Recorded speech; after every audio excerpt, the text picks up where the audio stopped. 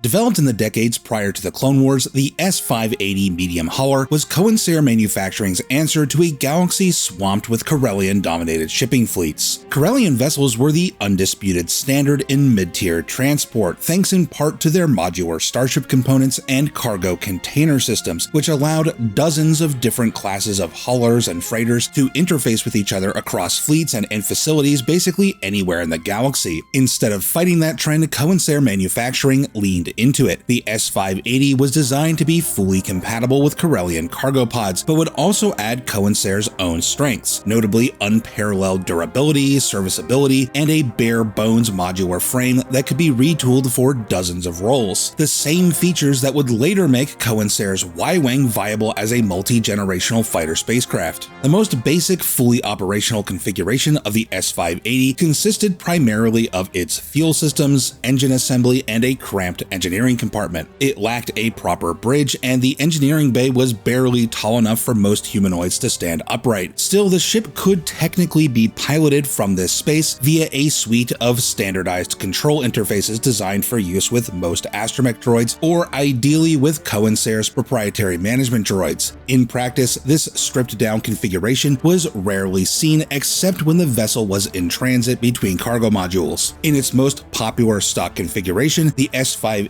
stood at 39.6 meters and was equipped with a command module and 4 detachable and endlessly reconfigurable 150 cubic meter cargo modules. Basically, each one of these 4 modules had the carrying capacity of the average Corellian light freighter. The S-580 could be outfitted with additional cargo bay modules or with racks for externally transporting dozens of intermodal cargo containers. When fully loaded, a single S-580 could carry an impressive amount of cargo. The absolute maximum safe operational load would be a little more than half that of a fully loaded cargo-converted GR-75 transport. Though carrying this much cargo made it difficult for the ship to land on a planetary surface without outfitting additional tensor field generators or reinforced landing gear. This cargo system was of course fully compatible with Corellian modules, such as those of the Corellian tractor transport, so the S-580 could very easily be outfitted with comfortable crew habitation facilities, while still retaining a high cargo capacity. In such cases, the normal maximum of 4 humanoid crew members could be supplemented by a full support crew as needed. This ship could also carry passenger modules, though the S-580 was only outfitted with a very sluggish Class 4 hyperdrive, meaning that any S-580 operating as a passenger liner would be seen as a budget option, no matter how spacious the facilities were. However, this particular hyperdrive unit, while not getting anywhere quickly, was difficult to destabilize, making the S-580 unexpectedly resilient to Imperial Customs patrols operating hyperspace interdiction vessels. A frustrated Empire tried to regulate these sorts of low-speed, high-stability hyperdrives out of existence, but it was difficult to find cooperation on enacting that due to a lack of any plausibly non-malicious reason to ban them. The cargo-pushing power of the S-580 came from its unique quintuple injection ion impeller engine. This engine assembly occupied nearly half of the ship's entire frame and was designed for consistent heavy thrust across long distances. These engines could theoretically operate at maximum power for weeks of uninterrupted use and consumed surprisingly little fuel. However, there was a downside. The engines lacked fine-tuned throttle control due to long spin-up times and slow shutdowns. This made the S-580 a poor choice for any sort of rapid response role, and especially combat scenarios. Though some of these ships were converted for combat, but had to swap or supplement the standard engines in order to improve speed and maneuverability. These sorts of combat conversions were rare, at least amongst the galaxy's more respectable citizens, but the S-580 did find its way into wartime service as a proper logistics vessel for the Alliance to restore the Republic, who used a number of these ships in fleet supply roles and as in-flight refueling tankers. Short on the well-stocked bases and fleets of carriers available to Imperial forces, the starfighters of the Alliance often had to operate for long periods of time away from friendly outposts and motherships. To maintain a viable war effort, then, the Alliance relied on smaller logistics vessels capable of meeting squadrons at remote rendezvous points. Although it was rarely feasible to house and maintain fighters in permanent facilities, converted industrial freighters, for instance, served as mobile repair bays, and ships like the S-580 were repurposed as in-flight refueling tankers. These were stopgap solutions, but they gave the Alliance the reach and endurance that it needed to keep up the pressure against the Empire. There were risks, however. The S-580 was a very sturdy vessel, but when carrying these large tanks full of volatile fuel, even a single well-placed turbolaser bolt could cause an enormous explosion. That made these ships vulnerable and consequently attractive targets to Imperial attackers. The Alliance quickly determined that risking trained organic crews on these ships simply wasn't worth the danger. As a result, most of these converted tankers were operated entirely by droids, seen as expendable and, perhaps more importantly, oblivious in the face of danger. Though the S-580 never found the same glory as a starfighter or a blockade runner, its contribution to the survival of the Alliance was no less critical. It kept fleets stocked, squadrons fielded, and it kept the war effort alive in places where no other ship could.